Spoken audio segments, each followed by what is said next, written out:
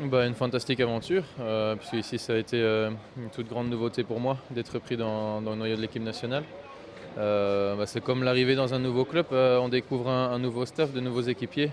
J'ai été agréablement surpris par l'accueil qu'ils m'ont fait et voilà, ça ne me déplairait pas d'y retourner. Vous pensez avoir marqué des points tant du match contre la Colombie que ce soir lors de votre montée au jeu?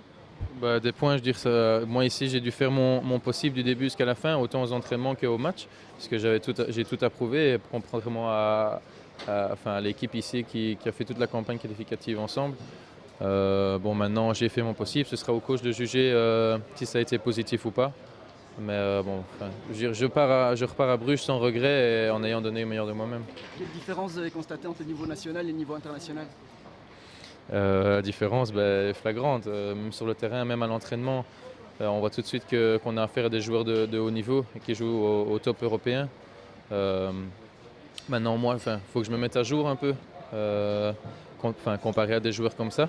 Mais bon, je ne peux que progresser en m'entraînant une semaine avec les joueurs du top.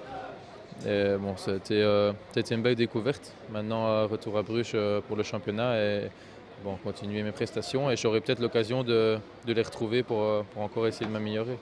Vous voyez votre ascension en moins de 3 ans de la D3 à l'équipe nationale. Quel regard vous portez là-dessus? Il y a des moments où vous ne réalisez pas, où vous dites tiens, comment c'est allé aussi vite?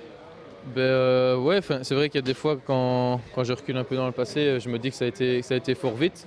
Bon, maintenant, je suis quelqu'un d'ambitieux mais légèrement impatient, donc rien ne va jamais trop vite. Je suis heureux d'en être déjà là. C'est aussi la preuve que ma progression est sur une bonne voie tout simplement et pas en dents de scie.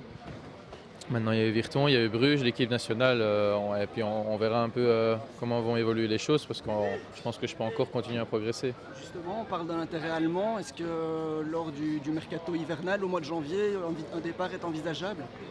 Ouais, je veux dire, l'intérêt, d'après ce que je dis dans les journaux et sur Internet, il est un peu européen, c'est généralisé.